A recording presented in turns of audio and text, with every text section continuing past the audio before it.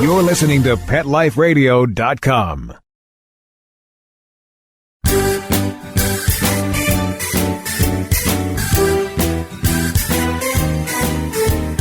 Welcome to Get Positive Results on Pet Life Radio.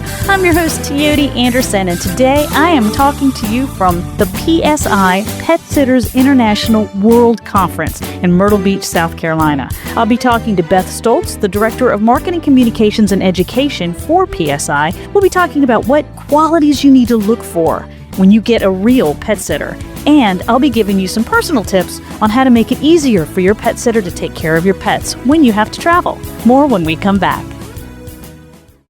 Take a bite out of your competition. Advertise your business with an ad in Pet Life Radio podcasts and radio shows. There is no other pet-related media that is as large and reaches more pet parents and pet lovers than Pet Life Radio. With over 7 million monthly listeners, Pet Life Radio podcasts are available on all major podcast platforms. And our live radio stream goes out to over 250 million subscribers on iHeartRadio, Odyssey, TuneIn, and other streaming apps. For more information on how you can advertise on the #1 pet podcast and radio network, visit PetLifeRadio.com/advertise today. Let's Talk Pets on PetLifeRadio.com. Welcome back to Get Positive Results on Pet Life Radio. I'm your host, Teoti Anderson. I'm here with Beth Stultz, who is the Director of Marketing, Communications, and Education for Pet Sitters International. I am here, been honored to speak at Pet Sitters International World Conference in beautiful Myrtle Beach, South Carolina. And Beth, it's been a great conference so far. It really has been. We've had so many great speakers like yourself, but we actually have pet sitters from 30 states, Canada, Puerto Rico, and DC, and they're just excited to learn about pet health and their business, so it's been a great weekend so far. That is great attendance. And one of the things I love about this conference is the eagerness to learn, the eagerness for education. This is so important. People don't often think about that for their pet sitters, do they? They don't. I think sometimes pet owners may think, oh, I just need someone to come feed my dog or cat while I'm gone. But being a professional pet sitter entails so much more. Our members are interested in learning the latest in pet health, pet behavior, pet care. They really stay up to date to make sure they provide the best possible care. And this conference really helps them do that. I understand that you also have a certification program with Pet Sitters International. Could you give me some more information about that? We do. PSI Certificate in Professional Pet Sitting is the most extensive coursework in the industry. It covers everything from basic pet care to the business side of owning a pet sitting business. But we're really proud of that program because pet sitters who complete that and become PSI certified professional pet sitters, pet owners can feel confident using them. They know that they have received instruction in all types of pet care and handling pet emergencies, and really it's a pet sitter that they can trust in any situation that may arise with their pet. That is awesome. We talk about that a lot in dog training, about there's a difference between dog trainers. Anyone can call themselves a dog trainer, but there's quite a difference. And the same thing with pet sitters. People I don't think understand completely that what's wrong with hiring the high school kid down the street. High school kid down the street could be very responsible and a great kid, but what if something happens? What if there's a fire in your home? What if something happens to your pet, an injury? They really need a lot more education and experience in that background information. Exactly. And unfortunately, we hear those types of stories all the time. With pet ownership being so high, the need for pet care is at an all-time high. And so we see it, especially online, has made it so easy for people to just post a listing online. I love pets. I'll care for your pet. But pet owners have to realize they really have to do their due diligence. Anyone can love a pet. Anyone maybe can fill up a pet food bowl. But in case of a true emergency, who do you want there with your pet? And so when pet owners do their homework, I think they'll see the peace of mind that professional pet sitters bring is really priceless. I think there's a big difference in pursuing a career and then being a professional at that career. And I know that this year you launched a wonderful campaign. It was a video campaign on hire a real pet sitter, get a real pet sitter, I think it was. And Beth herself starred in this campaign. She's hysterical. I'm going to try to get a link to the clip on the page for Pet Life Radio. But it was all about Ashley, who loves pets. She just loves pets. And it cracked me up because I see this all the time. You want the person who comes into your home to love your pet and to take care of them. But it's much, much more than that. What are the types of things that an average pet owner should look for in a professional pet sitter? What kind of things should they check off their little boxes to make sure that they're getting a quality one? The message that we want to get across with Get a Real Pet Sitter and getarealpetsitter.com is that loving pets is very important. But you need more than that in a professional pet sitter. We encourage pet owners to ask several questions. Is the pet sitter licensed to do business in your area if that's required by where you live? Also, does the pet sitter have insurance and bonding? That's extremely important. While we don't want to think that anything could possibly go wrong, if it does, you want to be covered. And so insurance and bonding extremely important. Ask about the training that the pet sitter has completed. Are they a PSI certified pet sitter? Are they trained in pet first aid? Also, in something that's really detrimental or can be if pet sitters don't offer this, is do they have a service contract? There should be a service contract that details exactly what they're going to provide and what the pet owner can expect. So those are really important to ask for, and also a clear criminal background. I'm always surprised at how many pet owners think, I just don't think to ask about that. But if you're allowing someone into your home and giving them access to your pets, you want to make sure they can provide proof of a clear criminal history. You're giving them a key to your house. Exactly. And so I'm surprised you would not believe pet owners who have contacted us and said, I don't know why I didn't think of that. I think because they're looking for someone who loves their pet. Exactly. If they love my dog, he must be okay. And while I think that pet people are the best people, you still have to do your homework when you're choosing a pet sitter. Absolutely. I'm really picky about who takes care of my pets.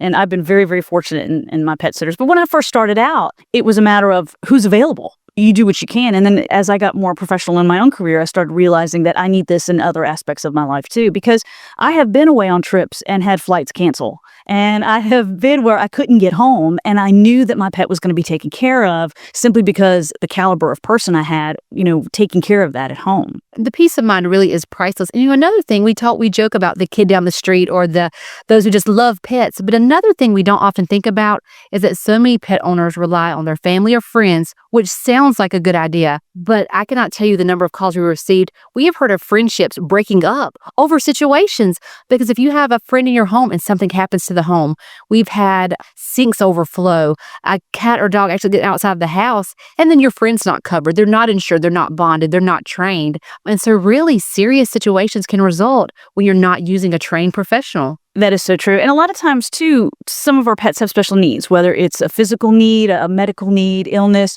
or emotional. Maybe there's an aggression problem or mainly fear problem, some of the pets. And going into a boarding kennel, even though it's a quality boarding kennel, is not a solution. It's much better to have that pet in the home, somebody coming in. Another highlight I always find that people find surprising is they're checking on your house while you're gone. They're checking your mail, maybe moving the lights around a little bit, but they're really responsible for a lot. So you want to make sure that that person is capable of handling that responsibility. That's exactly right. They are doing more than just watch for your pet. That's why trusting them is so important. But you mentioned boarding kennels. We always say some dogs that works for them, but so many pets are really more happy in their home. But a good thing to remember too is just like there are dog people and there are cat people, you want to find the pet sitter that's the right fit for you. So we always recommend an initial consultation. That gives the pet sitter a chance to meet you and your pets. And so if your pet does have a special need, or if your pet warms up to certain people, it's good to know that up front. And so we always encourage pet owners to have the pet sitter over, show them your pet's routine. And that gives both the pet owner and the pet sitter a chance to say, is this the right fit? Absolutely. Hiring a professional, you should definitely talk to them ahead of time. And you want to make sure that your animals are going to feel comfortable with them and that they're going to follow your instructions. And I think it's also a sign of a really good pet sitter when they point out things like, by the way, do you need your plants watered, or, what's the alarm code? Those types of things about your house that they also have to deal with. Also, the contract is priceless. What happens when you get stuck in traffic, or when you have a flight cancellation, or what if there's a disaster? We've had presentations during the conference this year about natural disasters. What if you're away from home and a hurricane hits? Who's going to help with those pets? And the pet sitter, especially if you establish a relationship with that pet sitter, they can be a really good person to turn to. That's exactly right. And as you mentioned, a good contract is so important. A few other questions we find professional pet sitters will ask: in the event you can't return home, who's an emergency contact? Who's the emergency guardian for your pet? So there's so many things that you may not think about, but a good professional pet sitter is thorough. They're going to ask you these questions, and they're going to know exactly what to do and what your wishes are should something happen while you're away from your pets. I think this is great. Well, we definitely want folks to get a real pet sitter. And thank you, Beth, for having me here and for participating in Get Positive Results. Any last tips you want to give someone perhaps thinking about going into pet sitting as a career? We'd encourage pet owners and pet sitters to visit petsit.com. There you'll find any information you want about the industry, how it's growing, things you may want to consider if you're becoming a pet sitter, and also if you're looking for a pet sitter, you can find more tips there. Awesome. Well, this has been Beth Stultz, the Director of Marketing, Communications, and Education for Pet Sitters International, and I am your host, Teoti Anderson, on Get Positive Results Radio. We'll be right back. Begging to hear more of your favorite show? Full episodes of all our shows are available on demand. Go to PetLifeRadio.com to fetch our entire lineup of Possum Pet podcasts. Also, dig us up in iHeartRadio and iTunes. Let's talk pets. Live and on demand, only from Pet Life Radio. Let's talk pets Let's talk pets on Pet Life Radio. Pet Life Radio. PetLifeRadio.com.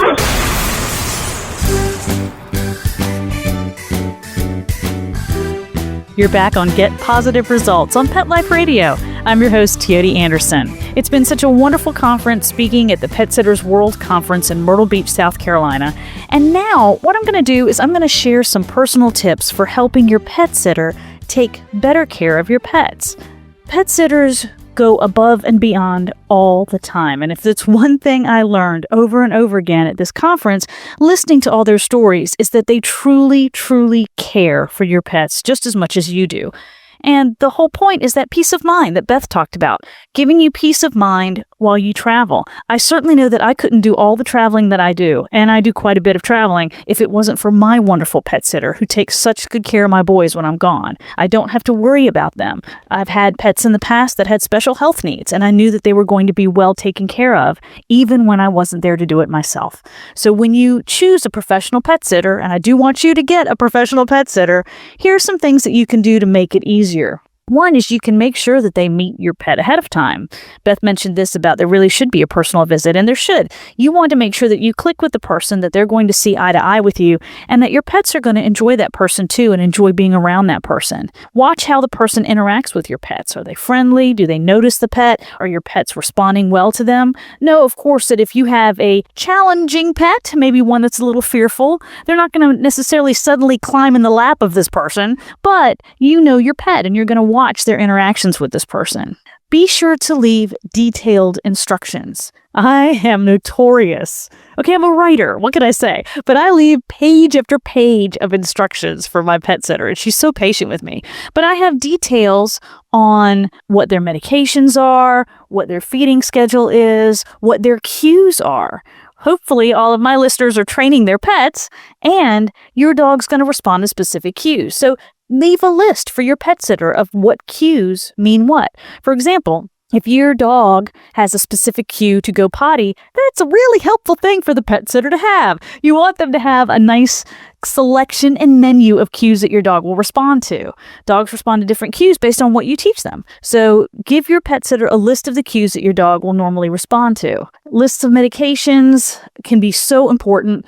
If you have a special needs pet that has a lot of medications, you can certainly set up one of those pill boxes. I have one for Sawyer. Sawyer needs a lot of pills, but he's got a pill box like a little old man with morning and night and 7 days a week. It's really convenient. I lay it all out for my pet sitter, so she's got it handy. I use it for myself here at home to make my life easier too. But in addition to filling that up, I also leave the bottles. What if you're delayed? What if you don't come home when you need to because of a plane delay? You want to make sure that your pet sitter has extras of everything. So make sure you're going to give extra food.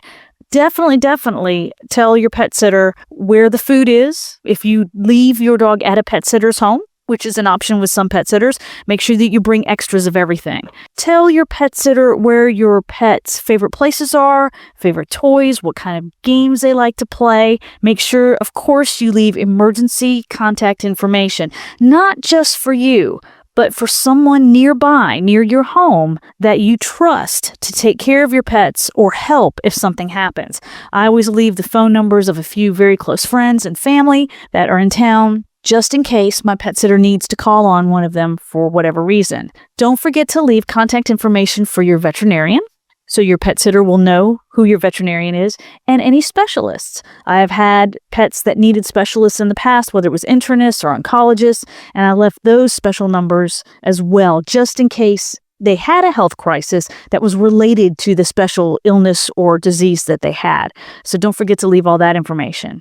We also learned about disaster planning at the PSI conference, which was really, really handy. And one thing that I thought was a great idea was to leave pictures of your pet. You want to make sure that you have them with you at all times. Of course, in case you're traveling with your pet and your pet gets away from you. But you also want to leave current pictures with your pet sitter. Heaven forbid somebody get out of a gate, somebody bolt through a door, something happen. You want your pet sitter to be able to get hold of a very handy current picture, not a picture of what your pet looked like years ago, but a current picture just in case something happens. Or none of us ever want to think about these natural disasters, but here in the South, we're dealing with hurricane season right now. So I think of these things. If you ever are away and traveling and a natural disaster hits your home, your pet sitter may need a current photo to try to locate your pet, heaven forbid, should something happen. So that's just a little extra tip there, current photos of your pet. Of course, you want to list any of their personal preferences, where they like to be petted, where they don't like to be petted, things that bother them. You don't have to leave an encyclopedia, but the more information you can provide that pet sitter, the better it will be. Just take a minute and have a worst case scenario in your head, which none of us likes to do, and think, all right, if I was taking care of my pet, what would I need? And give that information to your pet sitter. They don't want to have to be scrambling for it later. They want to have it handy. When you're interviewing pet sitters too, I want you to ask them about their training methods and ask them how they deal with problematic pets or misbehaving pets or hooligans, as I like to call them. Are they going to drop kick your dog across the room? Well, then you probably don't want to hire them. Are they going to deal with the dog in a humane, modern manner? That's what you're looking for. So in addition to obviously interviewing the pet sitter for all the care and nurturing and day-to-day activities and husbandry things that your pets are going to need, don't forget to ask about training. You don't want a pet sitter who is going to feed your dog on schedule and pill them on schedule and make sure they're okay, but yank them around or get angry with them and use physical abuse if they just suddenly get rambunctious or jump on them. So make sure you're both on the same page when it comes to that as well. Pet sitters can be a wonderful, wonderful member of the team to help take care of your pet, along with your veterinarian, along with your trainer, along with you. I said in one of my presentations at PSI, that sometimes it takes a village, and it can be a great village that you build from scratch with people that you trust. It's just a wonderful organization, and if you are interested in finding a PSI member, you can go to petsit.com, and they have a list of their professional members there. Once again, this has been Teoti Anderson on Get Positive Results on Pet Life Radio. If you'd like to reach me, you can find me on Facebook. That's facebook.com/Teoti Anderson. You can keep up with all my appearances, upcoming books. I've got one coming out in maybe a couple months. I'm very excited about some of my other appearances and such. So follow me on Facebook. You can go to the website, getpositiveresults.com, or you can email me, Teoti, that's Teoti, at petliferadio.com. Thanks, as always, to my wonderful producer. Thanks for PSI for having me, and I hope to join you again on Get Positive Results on Pet Life Radio. Let's Talk Pets, every week on demand, only on PetLifeRadio.com.